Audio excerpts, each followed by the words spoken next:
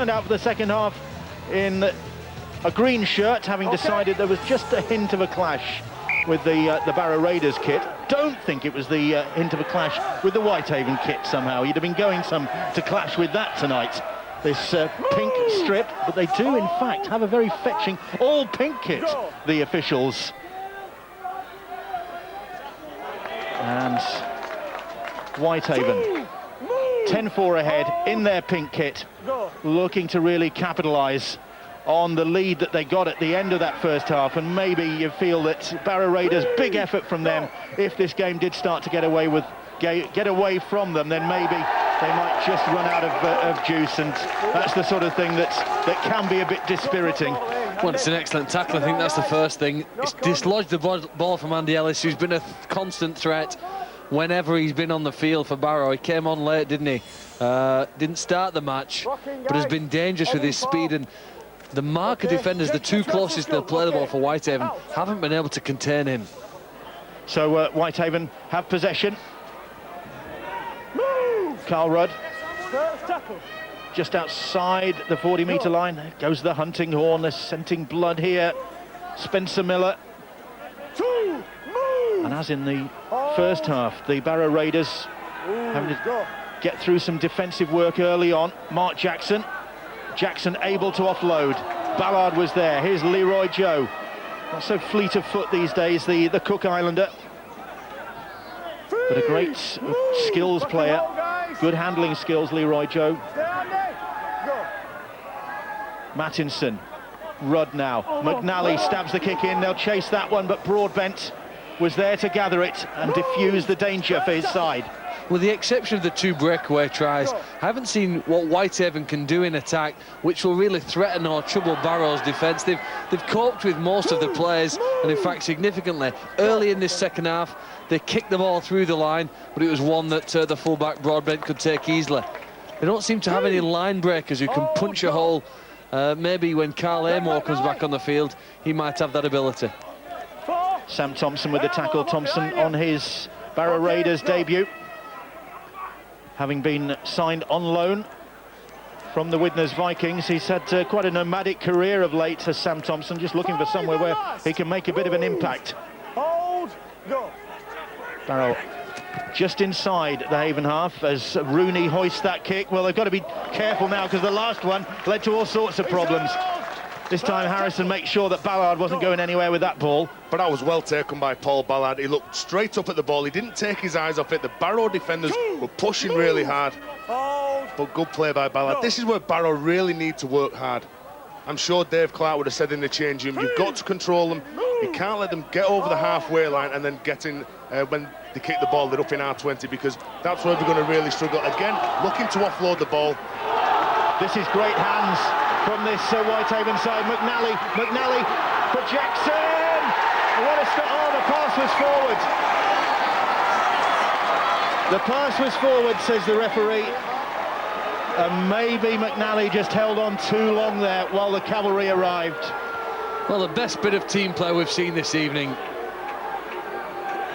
Nice start by Mattinson, spun out of the tackle, kept it alive, and the support here now, I'm sure it's something that they spoke about. Jackson does well in this, involved initially, then he's looking to get back involved and help McNally out. Yes. The pass there, marginally forward according to the referee. Do you know what's the difference between marginally and forward? I think they must have been listening to you, Phil, when you said they had no line breakers. So, a let-off for the Barrow Raiders there. Chris Young takes the tackle. Of course, there's a couple of casualties on the sidelines for the Barrow Raiders. Jamie Butler, and it looks as though Brett McDermott is out of action. And Barrow having to do it tough here this evening.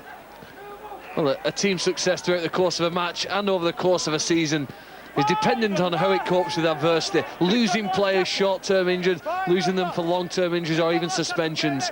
And Barrow reacted quite well here tonight. They've bounced back from the disappointment of a final defeat in Blackpool on Sunday, and they've put in a strong and, most impressively, enthusiastic look. Whenever you force the man back, even if it's only half a metre, it significantly tells you and your teammates we're still in this fight. Whitehaven in possession, and Whitehaven joining the likes of Manchester United, Liverpool and Aston Villa in one aspect, because they too have an American on the board of directors here. The chairman of the club, in fact, Dick Raz, who works for one of the local nuclear companies and comes from Iowa and grew up watching American football, but now been living locally, very much involved. Chairman of the club, flown in today to watch this game. He's down on the sidelines talking to Ben. Dick, there'll be many fans who've made tough journeys to get here, but none quite like yours. Well, it was well worth it. Oh, here they go again. No, they don't. Went forward. Carry on, Ben. Carry on. Started in Louisiana at my mother's 90th birthday party last weekend. Went to a business conference in South Carolina. Ducked out in time to make the red-eye flight from Atlanta to Manchester. Landed this morning up to Cumbria. Showered, shaved, changed clothes, grab my bride and make it down to the recce just in time for the match. It's been a long week and a long day, but there's nothing like watching these lads pour their hearts out in this truly amazing sport. I mean, I took to rugby league in a heartbeat. Our company had sponsored them for many years, and I just love it. And the sort of game that demands an effort like that, because it's a crucial one for Whitehaven. It's an absolutely crucial game. This is the tough part of the season. Every game, every win, every bonus point counts. We've been through this before. We know what's on the line. The lads are up. It's going to be a great night. And we've seen some entertainment in American sports. What about that try from Craig Calvert at the end of that first half? I was standing up like everybody else, waiting for the end of the half, and then boom. And that's what's one of the wonderful things about this sport. Boom! Suddenly you think you're in a melee of some kind, and then somebody's out and running and going at just slightly subsonic speed down the pitch. It's just absolutely great. Thanks very much, Dick. Thanks. He's quite a character, Dick Raz, the Whitehaven chairman, and who really has taken to this game, as you can hear there. This is the point I make, though, about driving your opponent's back. They do it, and Ballard's lost possession. He's disappointed. Frustrated, I suppose, more than anything. But the frustration is born out of Barrow's intensity and willingness to work so hard defensively. They've earned a right here now to attack. I tell you what, both these clubs have got characters at the helm, with Des Johnston at the Barrow Raiders, who's a larger-than-life character as well. Here's Chris Young, and Des's Barrow side doing him proud tonight. They're trailing 10-4, but threatening here. Braychek did well there because he got the ball and two Haven defenders at the same time, and one of them was Mark Jackson. Here's Rooney. Noon. Tell you, I'm never going to complain about the M6 again after Dick's flight from Atlanta. Rooney. Here's Young, and Young's bounced off the first. Oh, he almost got that ball away. Rooney sizing up the opportunities for his side. He fancies his chances himself. Oof, and it's come up from there. Well, I guess that Jamie Rooney must feel a certain amount of pressure, really, with the experience he brings to the side, the level he's played at. And in that part of the field, he felt compelled to try and do something to score, or even force a goal line dropout, chipping it through himself. He's hoping his teammates now he can complement this field position with some good defence. Continue to put the pressure on Whitehaven. McNally claps his hands and watches as Ballard almost went without the ball. That's the fifth tackle. Good set this from the Barrow point of view defensively, but Ballard's gone for the big kick downfield. Nixon now, can he give the opposition a taste of the Calvert medicine? He hasn't got quite as much open field to run at now, the Raiders speedster.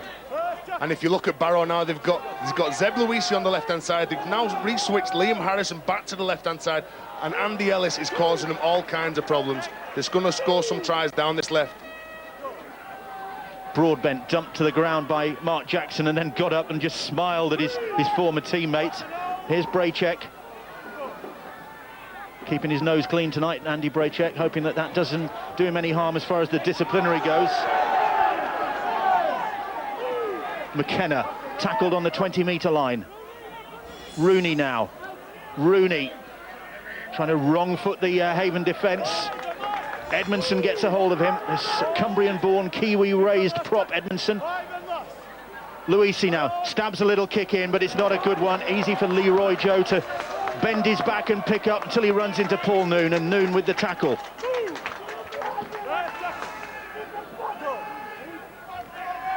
Now then, Barrow once again trying to pin Whitehaven down deep in their own half. McNally had a quiet night by his standards tonight.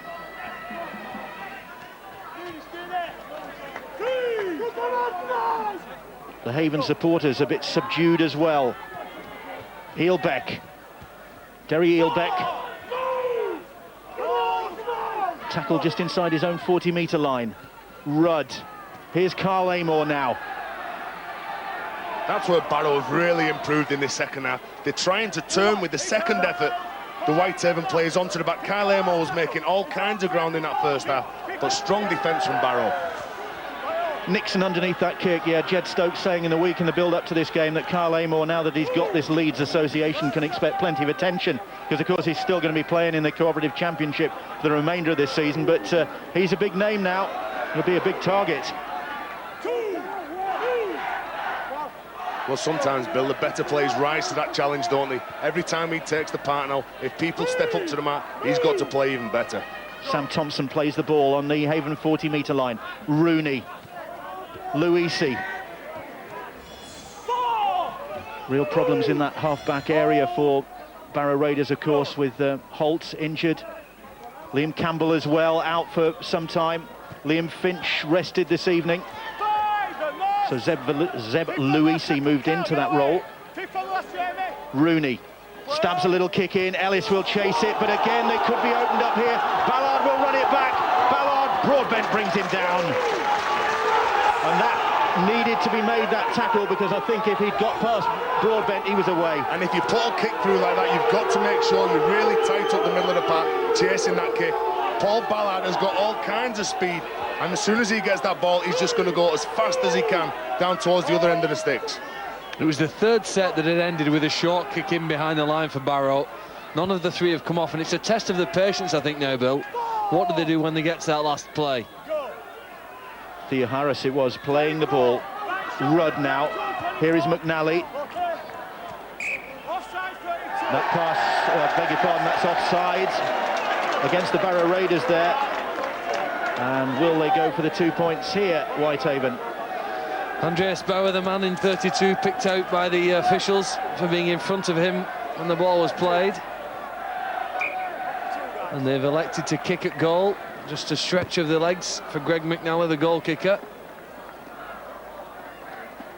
There is Andreas Bauer, one of the Barrow recruits this season, came from Doncaster. And his error, or his indiscipline, has given Jed Stokes' side the opportunity to go for 2 points. It's interesting to watch the body language and the talk amongst the Barrow players here. Crucial part in the match. They get a break in play. How positive and energetic do you still feel here now? You're behind. You've probably played some good rugby in the last 10 minutes, but haven't been rewarded with any points. Greg McNally then with this penalty and this amazing record as well. He's played in every game this season. He's scored in every game. One of only 3 players in the British game to do that this season so far. Danny Tickle and Danny Jones of the Keighley Cougars. The others. McNally on target with that, and the chairman likes that one. And I have to say, any health and safety people watching, that cigar is not lit. And it seems that as though Dick doesn't actually smoke those cigars, he chews them by the look of things. Good old Iowan boy that he is. It's got a boss hog look, hasn't it, from the Duke of Hazzards? Oh. Lady wife here as well, and a relative has flown back from the States with him as well. I think their first game here this evening. Rooney then lofts that restart. Ballard is underneath it, and Edmondson on the charge. Great trundling run from Carl Edmondson to bring that ball back. He does bring the ball back with some real interest. It's just straight and direct. And again, he's always keen and eager for work. And this is Whitehaven. Whitehaven, when they're at the best, as soon as they get a quick play of the ball, people like Mattison get out, Leroy Joe get out, and really do ask questions. Jamie Thea-Harris on the ground, in possession, the former Penrith Panthers junior. Plays the ball. Here's Carl Rudd now. Rudd for Amor, and Amor was anticipated. Andreas Bauer. 15 last tackle, go. 5 and last. And then the kick from Rudd behind Broadbent. And he wasn't going to take any chances. Just hoping that one was going to run dead. And in the end, he had to go for it, Gary Broadbent. Well, he's looking here to kick this one quickly. He knows it bounces up and he taps it over. But I think he and his teammates now, Rooney, know they need this ball back. They're going to go for the sideline very quickly. Does he find it? No, well trapped there by Scott McAvoy. McAvoy now runs back into a heavy challenge from Martin Osler. And McAvoy felt that. Here is Edmondson again. Plays the ball, and Haven really looking to drive home their advantage, and Carl Amor now, and Amor. He's held up just short. Good defence on their own line, but can they hold out here as again the kick comes in, and again they're going to be trapped, and again it's going to be a goal line dropout. Relentless pressure now on this Barrow Raiders defence. Larkin trapped that time. Here's another option for them again to do it, start quickly, blast it as hard and low as you possibly can at the sideline. If they can find it over the side, here's the kick into the in-goal area. No option there for Larkin, he's grounded by Ballard. This time they've gone long. Paul Ballard is underneath it. Dave Clark, you saw, looking on pretty pensively as well, knowing that this could be a crucial phase of the game for his side. Now that was a better kick from Barrow. Challenge Whitehaven to bring the ball in and come into your territory, because you can't invite them to play inside your 20 with players like Greg McNally in the side, Carl Rudd. They've always got options, and they've got some big direct players who will trouble this Barrow side. Jamie Thea-Harris, he got his big chance, Thea-Harris, because of the visa problems that Dan Russell had getting to he didn't get to Whitehaven in the end. He couldn't get through border control. So Thea-Harris got his chance instead. He had the necessary qualifications, and he could have set that try up for Gorski. And Gorski, has he got the ball down? He has, says the referee, has a check with his officials. And Andy Gorski gets the try, and it was Jamie Thea-Harris who did the spade work for him. But Gorski had to use his strength to finish it off. And Haven just beginning to get a grip on this game now.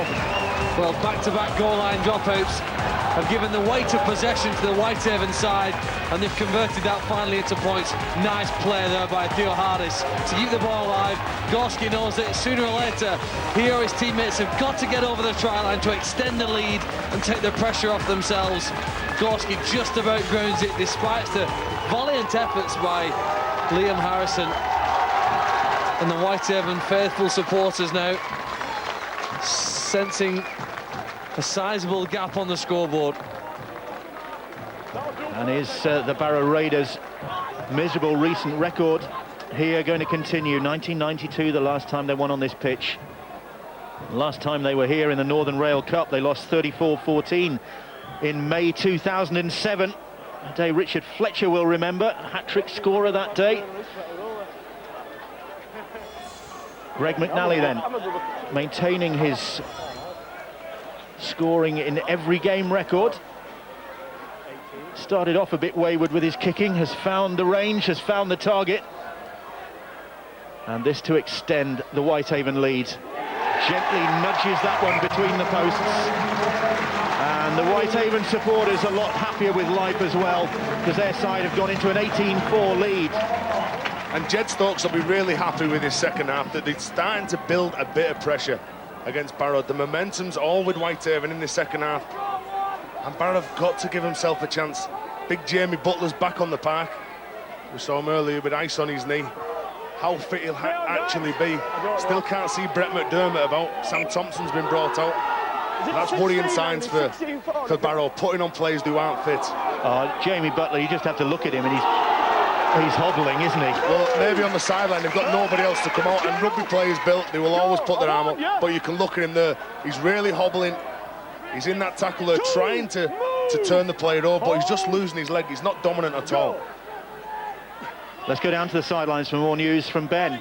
It's an update on Brett McDermott, Bill. We thought it was a rib cartilage problem. He's remained in the dressing room in the early stage of the second half, and they're saying now it could be possibly cracked rib now, so it just gets worse for Brett McDermott. And a mixed week then for Brett McDermott, if that is the case, because he's just been granted a testimonial by the Rugby Football League next season for his services to the game in Cumbria and community services as well. So that'll take a bit of the gloss off that, but a well-deserved testimonial for Brett McDermott. But by the sound of things, not able to contribute much further this evening for this Barrow Raiders side, who now are doing it tough by the look of things. One or two weary-looking players out there, hands on hips. Have they got something to get back into this game? And that's where it was always going to be difficult for Barrow. Going into the final last week, there was rumours about that some players were carrying injuries and they were more or less sellotaped up together. And they've gone out there, but as all rugby players do, Braycheck, they're trying to lead from the front. He needs some of his teammates to follow. Andy Ellis, key man for him. Here is Ellis, straight up the middle, Ellis, until he runs into Edmondson. If Barrow can get one try, they become very dangerous because they've got nothing to lose. And Rooney, again, accelerating down the centre of the field, but the last tackle plays haven't been dangerous enough in this second half. Here's Luisi. Luisi will hoist the kick, but that's wide. And well taken by Calvert, but Calvert almost, well, in fact, the referee penalising Barrow for a second effort there. Chris Larkin it was. Well, after Calvert's tackled, held on the ground there, can't make progress. He's picked him up and carried him to the sideline, penalised for doing so. That's a mark here, yeah. Okay, Greg. So the penalty allows Whitehaven to make a bit of territory, not the longest of kicks.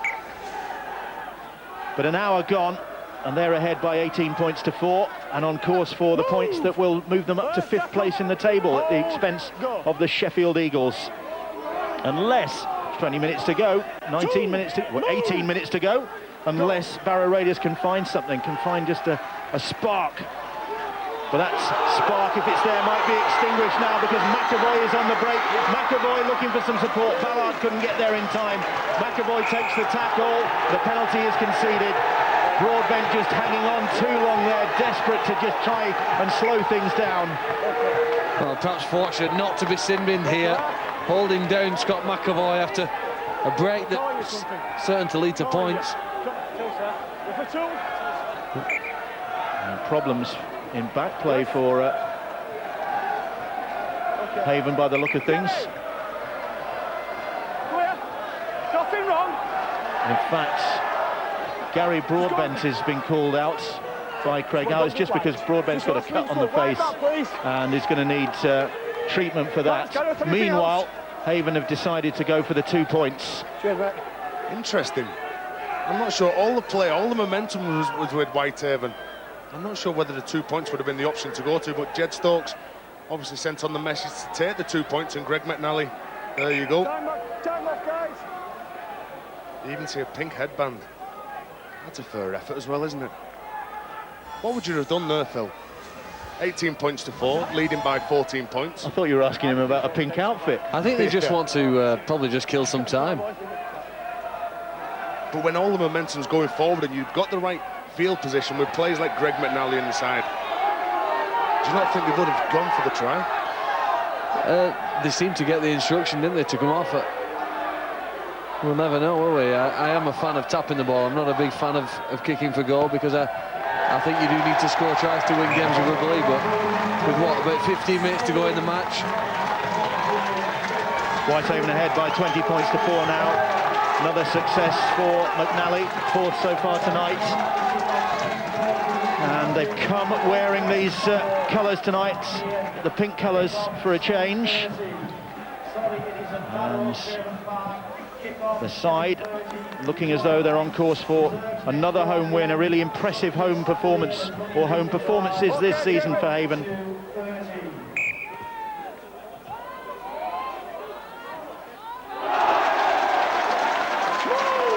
Haven have the possession from the restart. They went for the short one, Barrow, it didn't come off.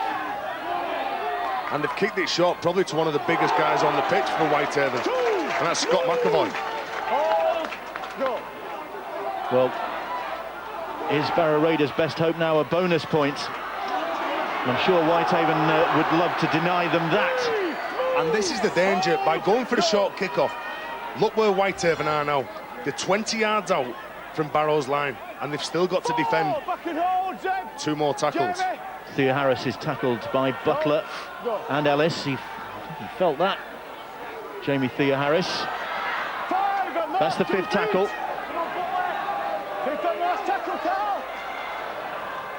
Long crossfield pass by Eel, back on the charge. Jackson. And Rob Jackson will get that one. Beautifully well moved that, as Jackson came skirting round on the outside to finish off that move, and the chairman is on his feet. Worth the flight from Atlanta just to see that. Well, a little bit of class. I saw Jackson celebrating his try earlier when it was disallowed. He got to do it for real this time, and he did it well too. Whitehaven fans now started to enjoy the last quarter of this match. It's good movement of the ball, they sent some space, and Rudd's ball over the top is well received. Quick knowledge then of when Jackson will be looping around the outside. They're more, well, not really a legitimate play of the ball. Something he'll have to tidy up, got to get the foot on the ball in future. Calvert, this time they're provided to his centre, and Jackson avoids the camera and gives it the big crowd. There's the play of the ball again. I think you're supposed to hit it with your foot. Now then, the pass isn't a forward one. Calvert turns and spins and sends Jackson on his way. To his 4th try of the season. He enjoyed that one, the former Wigan and London Broncos man. And that certainly has killed up any hopes of a Barrow Raiders fight back now, you feel. And their hopes of a bonus point probably vanishing as well. McNally has landed one of these from the sidelines already this evening, so there's every chance that he'll add this one as well. And these pink kits will be very popular after the game. In fact, they're all the shirts that the players are wearing tonight are going to be auctioned in the Raiders clubhouse. Oh, he's hit the post with that one, McNally. Grimaces. That's, and Haven supporters will be able to buy these shirts after the game. Again, the funds going to the cancer unit at the West Cumberland Hospital, and Rob Jackson's shirt will probably have extra value now after he scored that try for this Whitehaven side. Well, Bill, I'm going to ask you the question. Are you going to buy one? I think I might be beaten to it by these Haven supporters. And also my concern is, will they be washed? Again, the short restart doesn't come off. And Scott McAvoy again picks the ball up for Whitehaven. Gorski now, another one of the Haven try scorers. And here's Kyle Amor. He's going to give up his job as a printer. He's got a very good job as a printer in this part of the world, but now he's signed for Leeds. He's going to give that up, dedicate himself to making it in the Super League. And again, penalised. Again, going for the short kickoff, giving up that field position, and then simple plays, 3 tackles in, a penalty away. You just cannot do that. You've got to make sure you defend, keep your composure and your discipline. If things 20 points behind with about 10 minutes or so to go. Don't you contest the ball to restart, Terry? You do contest the ball, but that kick wasn't for a contest, it was along the floor, wasn't it? Butler making his presence felt on Gorski there. Big Jamie Butler, the kick over the top. Broadbent is back there, but he's under pressure.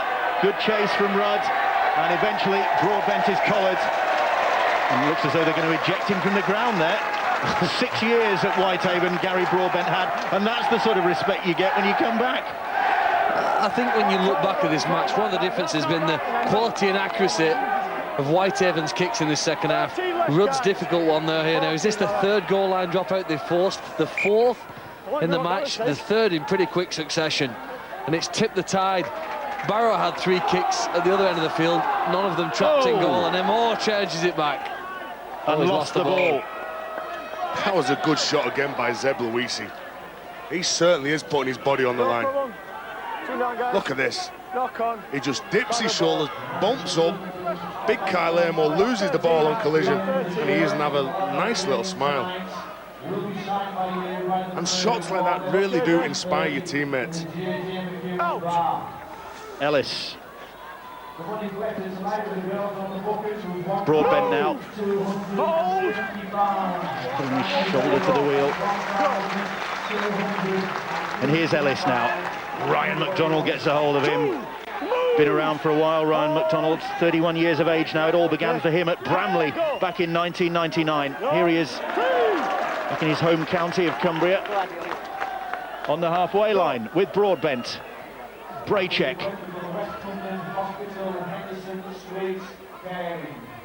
Braycheck is tackled. 4 tackles gone. Heading towards the last 10 minutes here, and Whitehaven in control of this game. Jamie Butler, 6'5" of him. He'll be probably back working on the roads tomorrow. That's what he does for a living. As Rooney steps out of trouble, hoists the kick, and Ballard underneath it. A little shove there on the chasing players, and the knock on anyway. And Barrow Raiders, you've got to give them credit, contesting the balls right to the end. Well, unlucky with the first half with 2 of these kicks. McNally gets in the way, doesn't he, of the Barrow player. Luisi getting up for it. He then collides with Ballard, but Barrow get the ball back. Still life in them. What's that, Gareth? And the referee not happy with that. Okay, no problem. Yes, come down, guys. Better ball. And just asking Jamie Rooney to feed the scrum again. Out. So, change of plan from Ellis. Broadbent. Here is Noon. Steps back in field, Noon, and then gets the ball away. It went forwards. Broadbent got a hand to it. Nothing going right for the Barrow Raiders in this second half here this evening. And Whitehaven attempted to complement themselves here now for the defence. Broadbent taps it on. It has gone forward. Some nice organisation there. You see Jackson working hard in defence to put Chris Larkin under pressure, and Gary Broadbent. And the Whitehaven side have the ball back, but they're carried back towards the line. It's Harrison and Broadbent with the tackling there. Go. Ballard knows his way out of trouble, just ducking and weaving, making a bit of progress for the side. Andy Gorski now, 20-metre line in the Whitehaven half. Here's Whitehaven up to the 30 now. Go. Amor, that's the 5th tackle. 5th and last tackle. So Rudd Offside, guys. thumps it down the middle of the field. Broadbent to return it for the Barrow Raiders. Good chase. Gives the pass to Larkin. Larkin darts back in field. He's tackled by Thea Harris. Hold. Go. The crowd again gone quiet as Sam Thompson takes it up and lost the ball, knocked it on, and then you hear the cheers of the Haven supporters.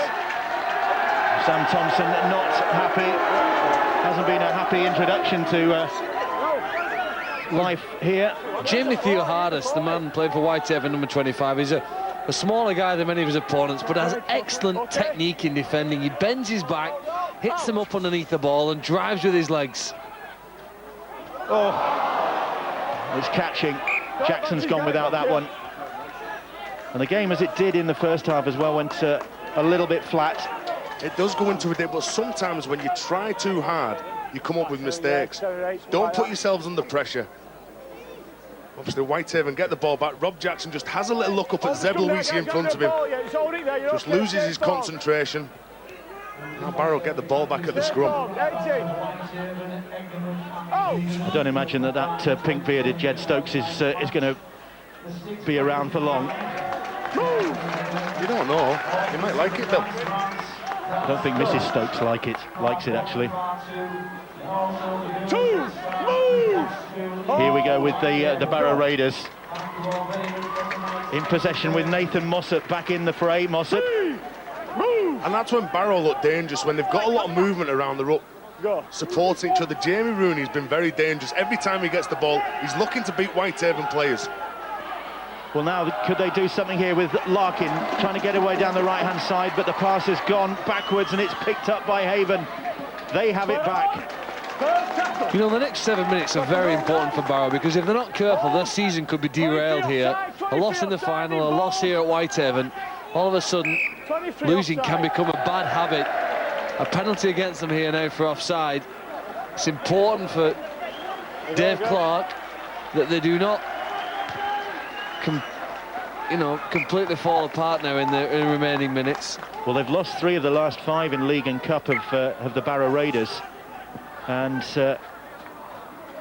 okay, they won against Toulouse in their last championship game, but that wasn't that impressive. Hold! And that Northern Rail Cup final, they could be running out of steam.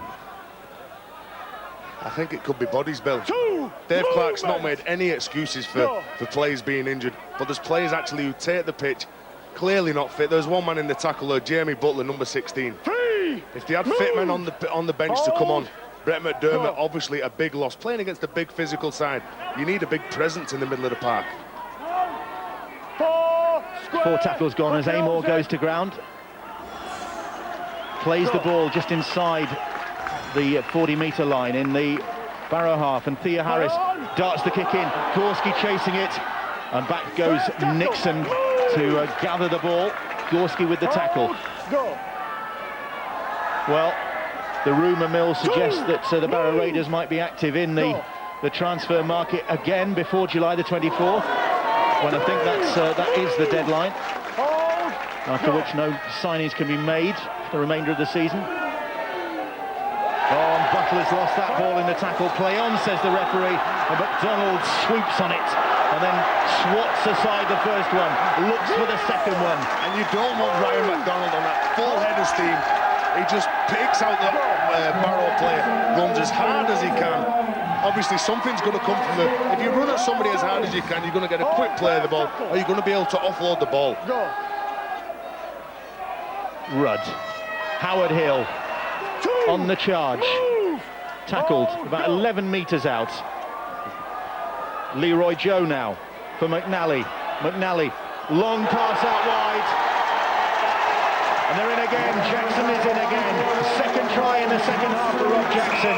And a long ball from McNally. And Jackson is having a big night, finishing off these moves on that left-hand side for this Whitehaven team, who are going to move up into 5th place in the table on the back of this win.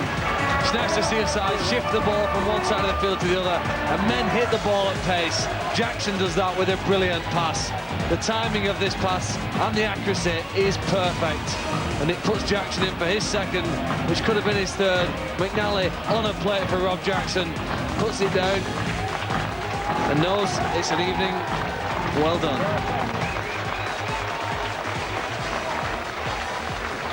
Rob Jackson, yes, had one try disallowed, and the chairman, the respective chairman there, just shaking hands. That was Des Johnston just coming into shot there to congratulate his opposite number.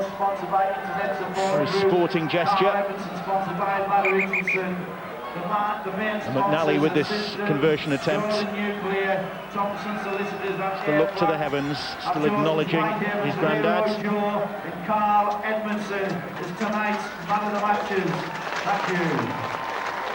So the honours are going to go once again to Whitehaven in this particular Cumbrian derby. They've certainly got the upper hand on the Barrow Raiders as far as home games go. McNally has missed with that one, but Rob Jackson, with his second try of the game, has given Whitehaven an insurmountable lead. 28 points to 4 now ahead they are. That was good play by Greg McNally. That man in your screen, he looked up, he saw that Chris Larkin had come out of position. He had 4 options to pick, and it's that man in your screen now, Rob Jackson, who goes over for his second try. A real confident second half performance by this Whitehaven side. And as I say, at the end of this game, it was always going to be a testing second half for Barrow. Did they have the energy levels to keep in this game? Thea Harris is under the ball. This is turning out to be some season for Whitehaven when you consider the difficulties they were having off the field earlier in the year, because there was a point when the club was sailing very close to the win financially, and hence the involvement of Dick Raz's company, in fact, in that, helping to turn things round. And giving a bit of financial acumen off the field as well, bringing new faces in to try and right the ship, and they're righting the ship as well on the field as it looks at the moment in these playoff places. Well, you can't underestimate just how important rugby league is in this area and to the community. It's one of the few places in the world where it's probably more popular than football. In fact, it's probably on akin with someone like Port Moresby in Papua New Guinea. It's almost a religion, rugby league, in these parts of the country. And here they come again, looking for more points, and again they're coming down that left-hand side, but that pass didn't stick into the closing couple of minutes here. It's heading up to be a big few weeks in Whitehaven, in actual fact, because kicking off in a couple of weeks' time is the Whitehaven International Festival, and I can think of one or two people who'll be heading up the motorway to Whitehaven for Saturday, August the 15th, for an 80s night, which features the likes of Rick Astley, Paul Young, Toyah, Curiosity Killed the Cat, Midge Ure and Belinda Carlisle. The sort of night for an 80s fan to revel in. I can think of one or two people who'll enjoy that. Well, Bill, I was too young for them.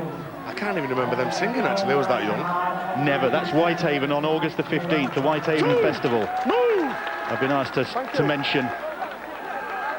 Go. And they're celebrating on the field here tonight this victory.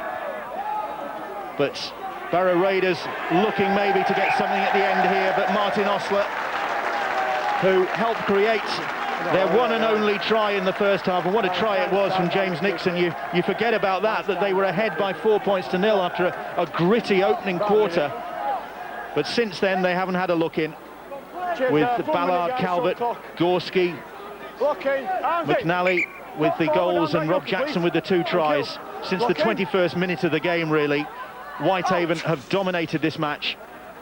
And their line hasn't actually been threatened that much, has it? And that's having pride in your defensive line, working for each other. It's a team game. Your teammate missed the tackle and the opposition score, it still affects you. So you've got to work together. And that's what's been very impressive tonight with this Whitehaven side, how they've really stuck together as a unit.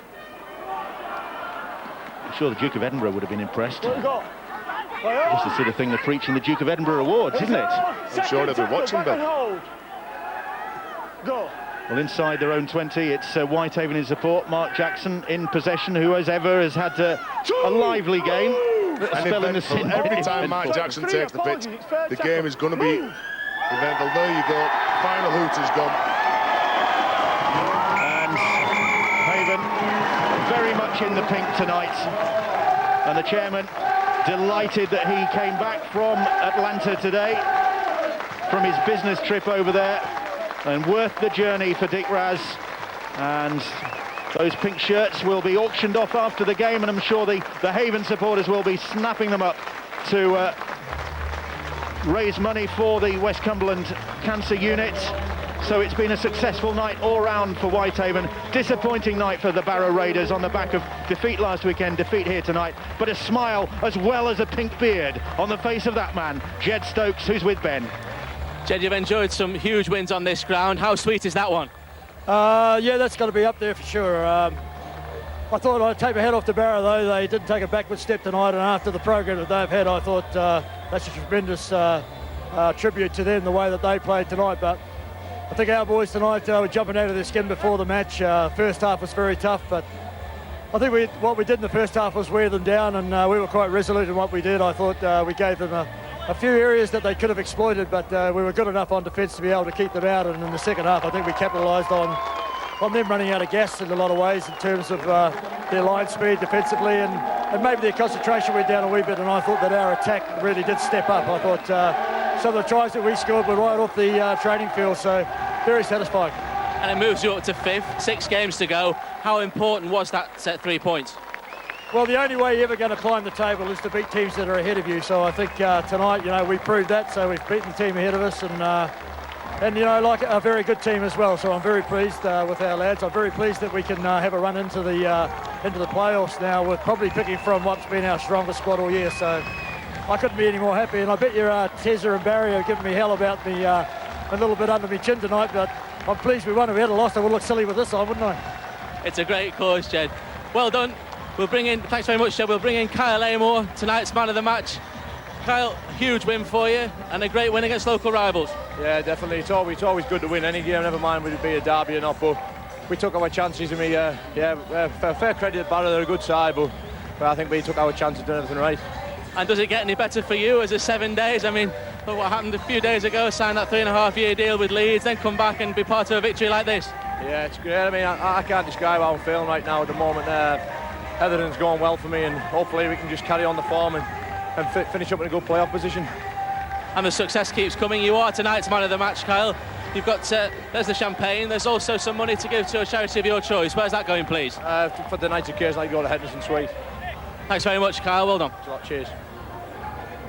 So Carl Amor donating his proceeds as well to the Henderson Suite, which is what tonight's been all about for Whitehaven. The pink shirts, the fundraising, and the 3 points as well. And in the end, OK, first 20 minutes, Barrow really stuck it to them. But as it went on, Whitehaven assumed more and more control, didn't they, Phil? Yes, I think Barrow for the first 10 minutes of the second half were probably the better side. But from that point on, the 2 goal line dropouts back-to-back that Whitehaven were able to force were eventually turned into points. It's a brilliant offload from Theoharis to Gorski, and he crashes over, and I think just extended and probably extinguished any hopes that Barrow had from that point on. Following that then, 65 minutes into this match, the final quarter of the game, I don't think it's necessarily an element of fatigue, but great play from Whitehaven to put Jackson over for his first try. They had a 20-point lead at this time. And then the final icing on the cake was Rob Jackson's second. Impressive on the left-hand side. Took the pass again from McNally, puts it down over the line, and just showed, I think, that Whitehaven this year now still will challenge and trouble all of the sides left in this competition. Great to see Craig Calvert as well really flying, because of course there was that time he was the second fastest man in the game after Darren Albert. Well, there's the tables as confirmed, with Whitehaven moving up to 5th place in the table and Barrow Raiders second in the table, and they've missed the opportunity to go top. Halifax though do have a tough game against Toulouse on Saturday night, so it could be a tricky weekend for Halifax as well. Like I was saying, Craig Calvert, second fastest man he used to be. I think it was Darren Albert, wasn't it, who was the fastest at the time, and he hasn't lost a lot of pace, has he? No, and when you think back to the first half, really, it was the 2 breakaway tries that Whitehaven got clearly against the run of play that put them in front at half-time. I mean, you end up thinking that it's been a comfortable win for Whitehaven, but the score straight on the stroke of half-time that Calvert scored, probably a turning point in the match. And really at times you can talk about tactics and skill and strategy, but you need an element of luck, and probably Whitehaven had that at parts tonight. Well, let's go down to the sidelines, because Terry O'Connor is down on the pitch now, and we wondered, Terry, how Barrow would survive after what they went through on Sunday. I think, to be fair to them, they put up a great effort tonight, especially when you consider they lost Jamie Butler early on and Brett McDermott. Yeah, Bill, the second half was always going to be really difficult for them. I'm just looking them over there, and they're absolutely devastated. They're out on the feet. They made 54 more tackles than Whitehaven did, and that was it. That is where they lost it, because it was always going to be difficult. Backing up 4 days after the final, Whitehaven team just took it to them up the middle of the park. The big forwards made big inroads. They were very direct, and then the halfbacks played off the back of that, and that's where Whitehaven were really strong. They've got real skill out wide, and they show if they play the right sort of field position and they're disciplined, they keep the composure, they'll trouble more sides in this championship side. Thanks, Terry. Well, a great night for Whitehaven, and Barrow have got to pick up the pieces. I mean, they've brought these players in. They brought Sam Thompson in tonight. There are rumours that there might be 1 or 2 more heading towards Barrow before that July the 24th cut-off date. But is there the danger of them losing a bit of momentum? I think there's the danger of too many sides thinking what we don't have instead of what we do have. 6 or 7 games of the regular season left in this competition before the playoffs. You have to focus on who's available and really, I think, maximise the talent you have at your disposal, and I think that's what all sides have to do in Super League and of course in this competition at the moment. There will be injuries at this point, there may be some element of fatigue, but you need your players to be mentally tough. Are they satisfied with what they've achieved to date, or is the rugby, the best rugby, still ahead of them? Yeah, it's going to be a tired Barrow Raiders side, but they do have a weekend break to look forward to, although there is a barbecue at Craven Park on Saturday, and all the players will be there to thank their supporters for the support they've given them in the last couple of weeks. I should imagine it'll be a pretty weary bunch of Barrow Raiders players who'll be there on Saturday. Coming up this weekend then, on